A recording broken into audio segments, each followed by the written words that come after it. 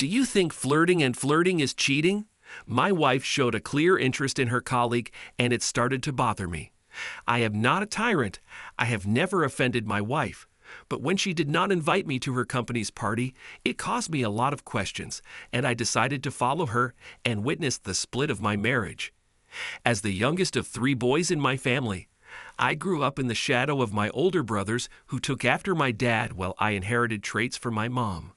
Sadly, my father's abusive behavior towards my mother cast a dark cloud over our household. Although I have never witnessed a physical encounter, but the constant swearing and shouting stole the happiness from her face. My brothers, influenced by our father's behavior, made my life miserable. I can't comprehend why my mother chose to stay with my father despite his mistreatment. Since leaving for college, I've minimized contact with my father and brothers to only when absolutely necessary. I am determined to distance myself from those who derive pleasure from hurting others, whether emotionally or physically. While the other males in my family shun the idea of helping others, I actively volunteer wherever I can. It was through volunteering that I found the love of my life. This experience solidified my desire to build a loving family of my own and break the cycle of abuse. I am committed to ensuring that my children grow up in a nurturing environment. In a strange twist of fate, I find myself embodying the role of Santa Claus. However, I prefer to keep this part of my life private. I admit to feeling self-conscious about my appearance and the association with the jolly old fat man persona. Despite my outward reserve, I have a playful side that I rarely reveal. Portraying that enjoyable yet frightening character led me to cross paths with my future wife. During an event where I was merrily playing Santa, she was managing the children as one of Santa's helpers. All I knew was her first name, but her vibrant personality resonated with me. After the event, I endeavored to locate her. Without revealing my identity as Santa, we were formally introduced.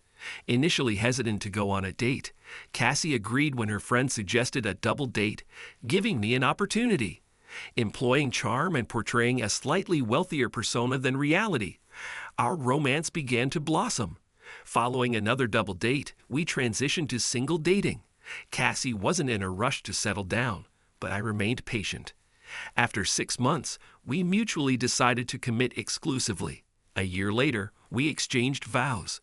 Though we haven't started a family yet, as we approach the milestone age of 30, the topic has started to arise more frequently. Known for my serious demeanor and tendency to stick to the straight and narrow, I wasn't exactly a popular choice for party invitations. While Cassie enjoyed herself mingling, I often found solace in observing others from the sidelines. After 4 years of marriage, Cassie started hinting that I needn't accompany her to her work functions. I brushed off her suggestions and continued attending. It was then that I began paying closer attention to her interactions, both when we were together and when we were apart. Approaching the holiday season, I reached out to the Santa supplier, who listed several available gigs. One particularly appealing opportunity was at the Five Seasons Hotel on a Saturday. I have a fondness for upscale venues, as they tend to be generous with tips, so I eagerly accepted the assignment. My coordinator sent over the details and duties, which included mingling with guests, a task that rarely seems fruitful, but I was willing to give it a try. Additionally, there was another gig at a senior living center 3 hours prior to the hotel event, which I also agreed to take on. After locking in those arrangements, I realized that the company sponsoring Santa's appearance at the hotel was none other than Cassie's employer, Malden Enterprises. It struck me as odd that she hadn't mentioned anything about the upcoming party, especially since it was just 2 weeks away. Nonetheless, I had already committed to playing Santa, though I couldn't shake a sense of unease. Our typical Saturday night routine involves dining out followed by a movie or play. I waited until the last possible moment to broach the subject.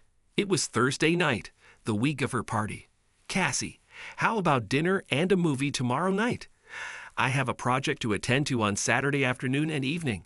You'll be missing my company's holiday party." That's news to me. I'm certain I mentioned it to you probably multiple times. I distinctly recall bringing it up last weekend. You never seem to listen to me. But honestly, your absence from the party isn't much of a loss. Let's face it, you're not exactly the life of the party. Was Cassie's tone filled with disappointment, as you might expect? Not at all. It was more like she could barely contain her excitement. She made an attempt to appear saddened, but I made a mental note to keep a close eye on her. They typically don't go around introducing Santa to the attendees, and this event was no exception. I had already met nearly all of the management team at previous events. Despite my quiet and shy nature, I have a sharp memory for faces and names. Only a handful of attendees took notice of me, sensing a familiarity in the back of their minds. Eyes have a way of leaving subconscious impressions. Fortunately, no one exposed my identity. The owner, John Malden, was warmly greeting all of his employees and their families. Amidst children bouncing on laps, some frightened, some in tears, and others excitedly opening gifts they were anticipating, I spotted John with Cassie. Though I couldn't hear their conversation, Cassie's body language suggested she had made every effort to persuade me to attend. John must have been accustomed to such requests, as his demeanor appeared far from welcoming. When John looked away from Cassie, I noticed her exchanging flirtatious glances with one of the salesmen. Pat Stillman, who must have been around 10 years older than us and had a wife and a few children, was the one she seemed interested in. That's what I recall from seeing him at the summer BBQ at least. Maybe Mrs. Stillman was busy elsewhere tonight? I couldn't help but speculate whether Pat was divorced or had found a way to be away from his wife for the evening. Cassie's gestures, raising her eyebrows and smiling at him, unsettled me. Every 40 minutes of work earned me a 10-minute break. After using the restroom, I retreated into the shadows. The hotel had set up a dark mesh screen for Santa to conceal himself behind. It was semi-transparent, allowing some visibility through it. On the dance floor, Cassie and Pat were swaying together to a slow song. Her head gently rested on his shoulder. My stomach churned as I witnessed Cassie guide Pat's hand to her side, a move I recognized from past experiences. Swiftly grabbing my phone, I discreetly snapped several photos. I sent the most incriminating photo to Cassie, testing her loyalty. Take a look at this photo someone sent me. The next one better show you putting this guy in his place. Isn't that Pat Stillman? Cassie must have missed my message, or her phone was elsewhere. On a whim, I dialed the hotel and requested to speak to Cassie Foster. There was no guest by that name. How about Pat Stillman? I was transferred, but nobody answered. However, Pat had a room booked, so I decided to forward the photo to John Malden. Do you condone infidelity among your married staff at these events? An event I wasn't even invited to, mind you. It's quite peculiar that Pat has a room reserved here, isn't it? Jeff Foster. Returning to the esteemed table, I observed John sneak a glance at his phone before turning his attention to the same couple I had been observing. He then gestured towards the official photographer, initiating a brief exchange. After a nod of acknowledgement from the photographer, he resumed his duties, capturing moments of Cassie and Pat alongside others. As the second slow dance concluded, Cassie and Pat exchanged a swift kiss before parting ways. It wasn't surprising when they eventually found themselves seated next to each other, given the assigned seating indicated by the name cards on each table. How convenient, I thought. It was my cue to take my place on the Santa throne. I've always found it curious how some mothers flirt with Santa. What's the reasoning behind it? Do they believe I have a direct line to the big guy? Not that I mind when a woman makes an effort to capture my attention, especially with a revealing neckline. I simply reciprocate with a smile and a wink. As the worried children spilled their secrets, I noticed Cassie glancing at her phone. Her reaction was amusing. She pushed Pat away and scanned the room, trying to identify who might have taken that photo. Pat attempted to comfort her, but she rebuffed him, speaking sternly. He mimicked Cassie's room scan. Amidst the chaos, I quickly snapped a photo of them, one looking left, the other right. I planned to send it to Cassie. Thankfully, my phone was on silent. Cassie hurried to the hallway, alone, phone in hand. As my phone vibrated, I observed Cassie pacing, occasionally holding her phone away from her ear, as if hoping I would answer her call. I chose to let it go to voicemail. When the food lines opened, my 30-minute dinner break began. I took the chance to send Cassie the incriminating photo. That looks more like a "we've been caught" picture. Don't bother coming home. A few moments later, Cassie glanced at her phone, appearing distressed. With rapid typing, she sent her response. It's not what you think. This is a complete misunderstanding. At the very least, I've interrupted her anticipated evening of happiness. However, I'm skeptical that I've managed to uncover her affair before it even began. If Pat is separated or divorced, I can't help but wonder if Cassie is the cause. It was time to socialize with the guests. I felt more akin to a clown than Santa. As it turned out, people aren't adept at engaging in mature conversations with Santa. Pat nervously scanned the crowd, searching for the informant. Meanwhile, Cassie kept her distance from everyone and then made her way towards the restrooms. Like a cornered squirrel, Pat found himself unsure of which direction to take when Malden approached him. Following a brief exchange, Pat's spirits visibly drooped, and he made his way towards the exit. Coincidentally, it was at this moment that Cassie returned to the party area, wearing a wide smile until Malden captured her attention. Witnessing that smile swiftly vanish was a sight to behold. The sheer expression of terror and panic on Cassie's face warmed my heart. With a tear wiped away, Cassie gathered her belongings and departed from the gathering. This peculiar cycle had come full circle. While assuming the role of Santa, I had developed feelings for Cassie. But now, I found myself repulsed by her actions. After spending time with the children after dinner, I took a break and found several voice and text messages from Cassie. I replied, I heard from someone that you and Pat were sent home. Did you stop by his hotel room again? Maybe you had some fun before and after the party. Jeff, it's not what you think. I didn't do any of that. I wasn't feeling well, so I left. I went straight home, and that's where I am now, alone. When will you be home?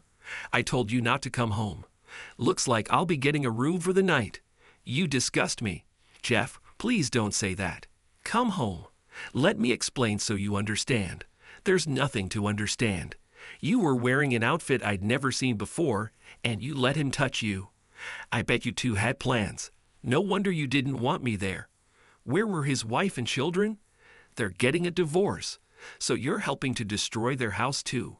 What a vile a person you are. Cassie phoned, but I couldn't pick up. Santa's break had ended. After one final session, I pack it up. Typically, I use my tips to buy nice gifts for Cassie. If she receives anything from me this year, it won't even be as good as a lump of coal. Now, in my regular attire, I located John Malden. Hi, John. I'm Jeff Foster, I said as I shook his hand. Jeff, I sent Cassie home. No, we don't condone that behavior. She and Pat have HR meetings first thing on Monday. Not that it matters, but how did you obtain that photo? You're correct. It doesn't matter. I'm glad you're addressing the issue. If we never cross paths again, just know that I appreciate you taking a stand. Wishing you a pleasant holiday season. John gave me a hearty pat on the back as I headed out.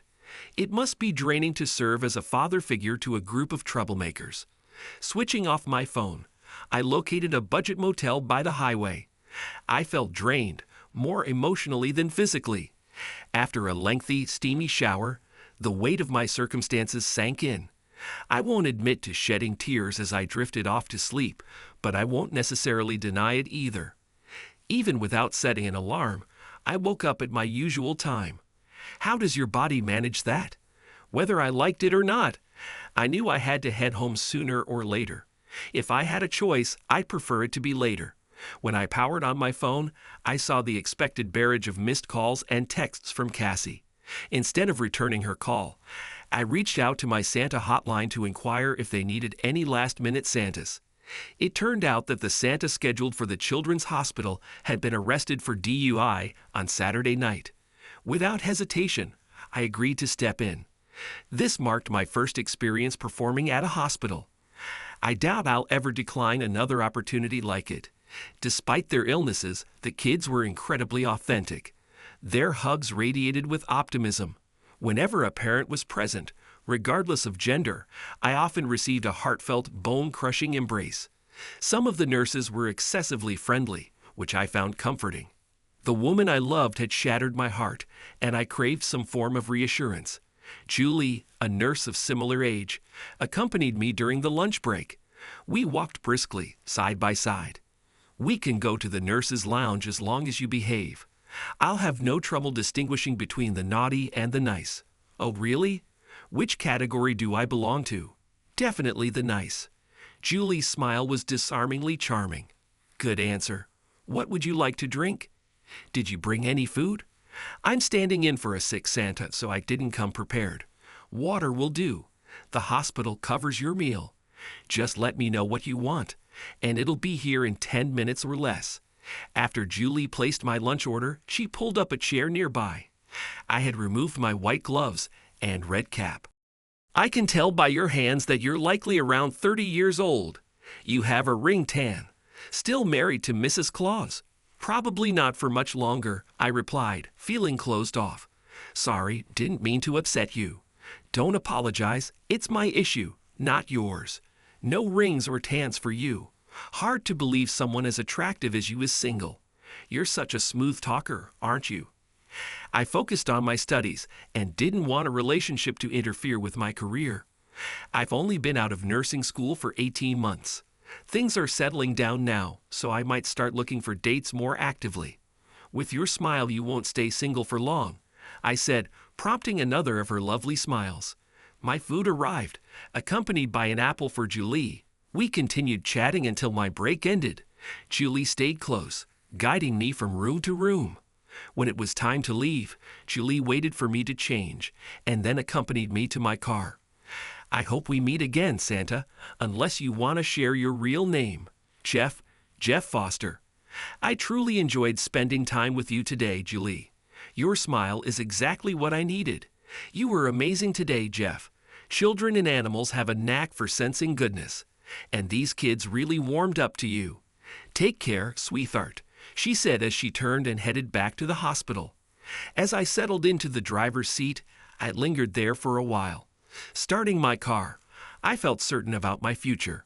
Being with those kids reaffirmed the path I wanted my life to take. When I arrived home, I noticed 2 additional cars parked in front of my house. It dawned on me that I hadn't switched on my phone since heading to the hospital. While waiting for the garage door to open, I caught sight of Cassie pulling back the curtain in the front room. She was accompanied by her mother, and they both shot me a disapproving look. Their welcome was less than warm.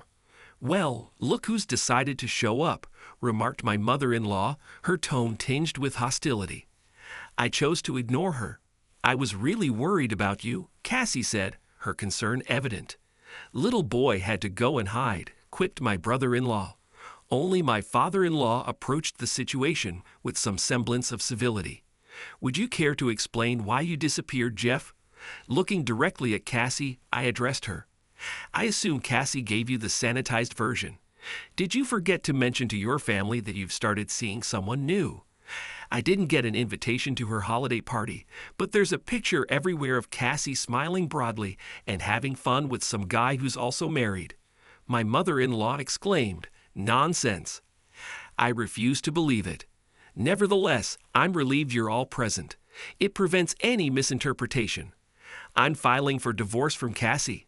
Cassie wailed, "Jeff, please no." Raising my hand, I interjected, "Allow me to explain. I've always dreamt of having children, but I've come to the conclusion that it's too risky to have them with Cassie. Having grown up amidst abuse and disrespect, Cassie's actions last night revealed her true nature. I refused to become a part-time father. As Cassie attempted to embrace me, I positioned the kitchen table between us and continued. Just a month ago, on our 5th anniversary to be exact, we were discussing starting a family, yet now I discover she has a boyfriend. Did you bother to mention to them that the company owner escorted you home from the party due to your inappropriate behavior? Did you, Cassie? A heavy silence fell over the room. I doubt it. I'm curious if you'll still have employment by Monday. Pat Stillman, who seems to be going through a divorce, is currently dating her. Then again, maybe he fabricated the divorce story just to manipulate Cassie into sleeping with him. He's not my boyfriend. We've never been intimate. Then what? Did you ask him to touch your body? Cassie hastily exited the room, diverting everyone's attention away from me. I'll be quick.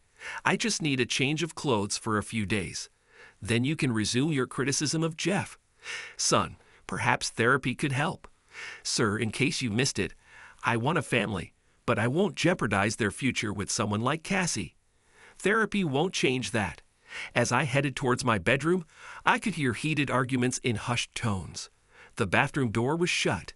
My guess is that's where Cassie hurried off to. 10 minutes later, I was backing out of the garage. On Wednesday, Cassie received divorce papers while at Malden Enterprises. I learned about it from several disgruntled, soon-to-be ex-relatives. Apparently, some found this manner of notification inappropriate, though I failed to see why. When Cassie called later that evening, I opted to maintain a civil tone. "Hello," I greeted in my most monotone voice. "Jeff, it's me," she said. "I know. What do you want?" I replied. "You never gave me a chance to explain what you think you saw in that picture," she said. "Go ahead," I said. "It was taken completely out of context. We must have been in the middle of a spin move or something, and that picture leads to a very inaccurate conclusion," she explained. "Really? My mistake then. Just so you know, I didn't share the video that was also sent.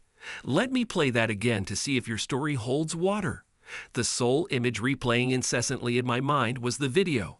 My thoughts weren't coherent that night. Capturing a video is just as effortless as taking a photo. "Jeff, please, it was merely some frivolous enjoyment on the dance floor." That's it.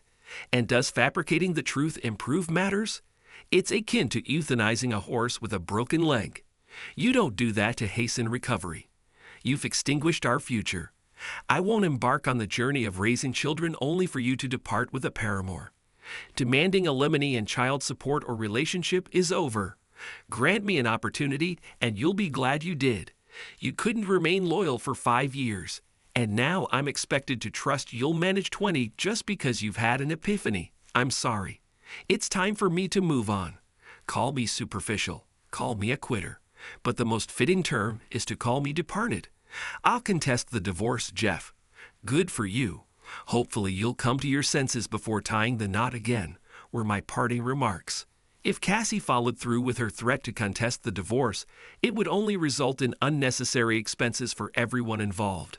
While the news of Cassie's demotion didn't offer any assistance, it did bring a smile to my face, knowing that my projected alimony would increase slightly. Driven by curiosity, I phoned Malden Enterprises to inquire about Pat Stillman. Despite my wish to hear he was no longer with the company, I was informed that he was away from the office for a few days. Oh well, with Christmas just a few weeks away, all slots for Santa visits to hospitals were already filled. I volunteered as a backup for any available slots. It seemed like fate was on my side. On a Sunday afternoon before Christmas, I played the role of Santa at a different hospital. My liaison turned out to be a rather surly man. Nonetheless, I thoroughly enjoyed interacting with the children and their families. After the day ended, my resolve to start my own family was stronger than ever. Despite being in the early stages of divorce, I created profiles on multiple dating sites. These platforms were utilized by many for purposes beyond dating, ranging from political discussions to religious conversations and everything in between.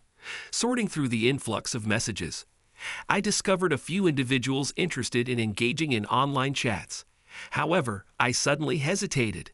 My conservative instincts caused me to feel apprehensive. Eventually, the dating websites became relegated to a someday folder as I grappled with my uncertainties. Cassie didn't contest the divorce. Nonetheless, it dragged on until spring. I formed some female friendships, but was hesitant to venture into the dating scene. The few attempts I made ended in disaster.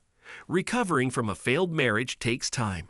Oddly enough, I found solace in knowing others like me were also seeking love. Responding to emails and exchanging white lies helped pass the lonely nights. No one at my workplace knew about my divorce until I attended the summer company event alone. Then the gossip started. Why is it always assumed that husbands are the ones who cheat? According to a study I read on cheating demographics, it's nearly equal until age 50.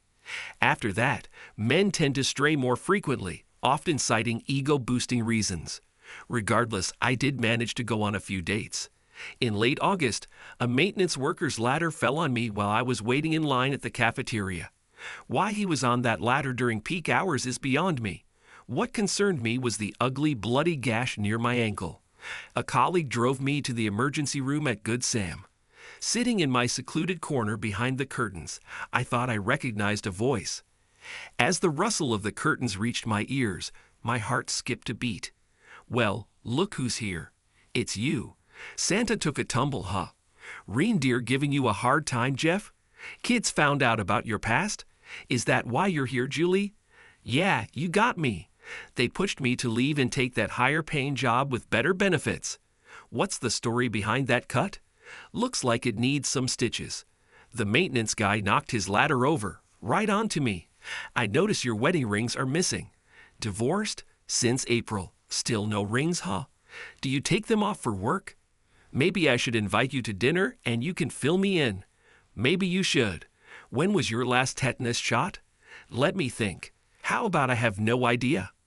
I'll inform the doctor. Where are you taking me? To infinity and beyond. Around that moment, a physician entered my vicinity. What's the situation, Mr. Foster? I got jabbed by a ladder, just a bit of bleeding. Nurse Julie's been keeping me engaged to alleviate the pain. Great work, nurse. No trouble at all. He can't recall his last DPT shot. Shall we administer a particularly discomforting one so he remembers next time? I presume you two are acquainted. We crossed paths last Christmas. He was playing Santa then. That clarifies why Nurse Julie, typically quiet and reserved, isn't so now. The hospital likely wouldn't approve of us administering a painful DPT shot, so let's adhere to standard procedure. Go ahead, clean the wound, and give him the shot. I'll return shortly with my sewing kit. After the doctor departed, Julie administered the injection with care. While tending to my wound, she prodded me once more. Where are we headed and when? To a place where I can flaunt you without concern of you straying to my rivals. Perhaps a laundromat? How about we skip that? I winced as pain shot through my cut. In that case, how about this? Let's meet at Jenny's Pub tomorrow night at 7. They serve excellent pickles.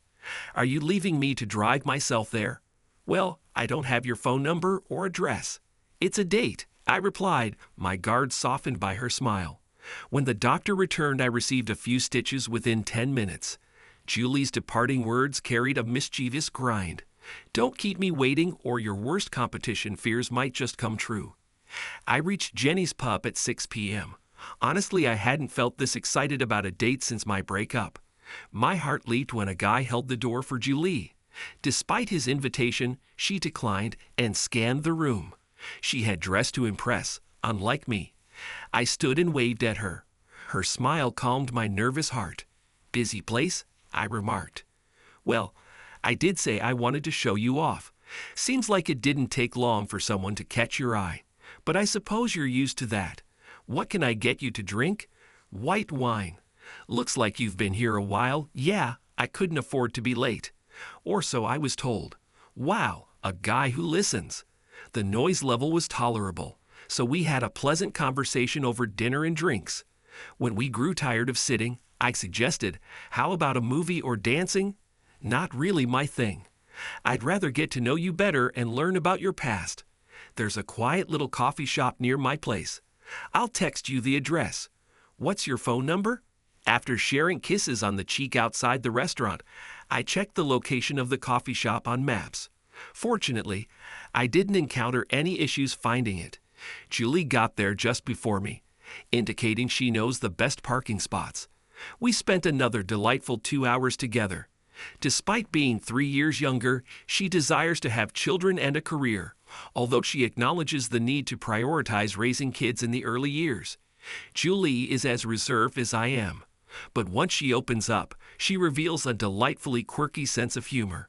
I was grateful that Julie didn't probe into the specifics of my past marriage during our initial meeting. Those discussions would come later, about a month into our budding relationship, after a couple of Saturday night dates followed by 2 weeks of Wednesday and Saturday outings. That's when she expressed interest in learning more about my previous marriage, and I believe you're aware of my feelings for you.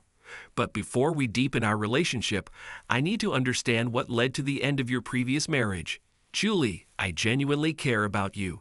However, what I'm about to tell you is my perspective on what happened. Feel free to verify with anyone involved. Here's the story. You're probably one of the few who knows I play Santa Claus. Even my ex-wife wasn't aware and still isn't. Last December, I accepted a gig at the Five Seasons Hotel, not knowing it was for my ex-wife's company, Moblin Enterprises. I hadn't been invited. Despite waiting, no invitation came. On the Thursday before the party, I mentioned I had other plans for that Saturday. It was then she informed me about her company party.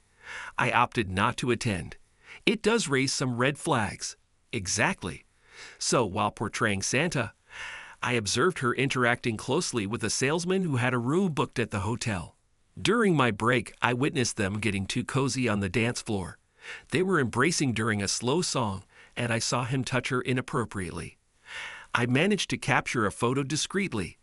I wish I had recorded it. When I confronted her with the evidence, things escalated quickly. What a deceitful woman. The day after I met you at the Children's Hospital event, something clicked within me. Being around those children reignited my desire to have kids of my own. Deep down, I realized I couldn't entrust the future of my children to someone like her, so I made the decision to file for divorce. Just like that, Julie asked, clearly taken aback. Yes, it was a snap decision, he confirmed. No counseling, just a sudden departure, Julie pressed. That's right. Raising children is a commitment spanning over 20 years. She couldn't even last 5, he replied. But you didn't have any evidence of infidelity, Julie pointed out. I may not have had concrete proof of physical cheating, but I witnessed her betrayal. Several times she initiated physical contact while dancing, which clearly excited her. And the intimacy that followed was always intense. I gleaned all I needed to know. She forfeited the chance to be a parent to my children. Sometimes convictions are deeply ingrained beliefs that we must stand up for. I took what I deemed to be the appropriate action. I could discern a blend of emotions on Julie's countenance. Following that, the conversation lost momentum. When we embraced and kissed that evening, I harbored uncertainty about the prospect of another date. Nevertheless, a few days later, I decided not to abandon hope. And when I reached out, Julie's demeanor was entirely unaffected. It had been a considerable wait until we fulfilled our promise of exclusivity. Following dinner and a stroll through the park, Julie guided me back to her apartment. She consistently wore jeans or skirts paired with knee-high boots. Her sweatshirts or button-up blouses revealed no trace of cleavage. When she danced for me, I couldn't help but salivate. Though my performance for Julie wasn't as impressive, I gave it my best shot. Following an extended session of dancing and kissing, we shared an intimacy that had been absent from my life for quite some time. Since that evening, physical closeness in bed has become a fundamental aspect of every date. The holiday season was nearing once again. Any plans for Saturday? I asked Julie. Well, I'm on the 4 p.m. to midnight shift. What do you have in mind? Want to help out as Santa's cute little helper? Maybe. I've volunteered to be Santa at your old workplace. I need to be there by 8 a.m. The kids might not realize how good you look in your helper outfit, but I certainly will. Laughing, you're such a pervert. Let's hope those kids can't read minds, or they'll be really confused. So Julie joined me at the Children's Center. We make a great team. I truly enjoy bringing joy to those kids. As we departed, dressed in civilian attire, Julie whispered to me, if someone were to inquire, I'd be open to entering a 25-year commitment or even longer. Aren't you concerned that I might hastily dismiss you? No. I spoke with John Malden, and he essentially corroborated your account. I admire the bravery you displayed in standing by your beliefs, and you value loyalty above all, just as strongly as you do. I made the most of my chance. Facing Julie, I grasped both of her hands and knelt down on one knee. Will you marry me? I asked, miming the opening of a ring box. I would be delighted, sir, she replied, mimicking taking a ring from an imaginary box and placing it on her finger. It seems I guessed the ring size correctly. You did. 5.5 is just right, she said with a mischievous grin. Noted. 5.5. A few days later, I made the same proposal with a real ring. It felt as though we were inhabiting the pages of a holiday competition narrative. Every detail fell into place perfectly. We enjoyed a blissful existence thereafter, blessed with 2 children. Our firstborn was a lovely girl whom we named Julie Jr. She was later joined by another daughter to whom we gave a traditional name. Not Jeff Jr., of course, just kidding. Thanks to everyone who took the time to listen to today's stories. If you enjoyed it, please consider liking and subscribing if you haven't already. Feel free to share your thoughts on the events in the comments below. Take care.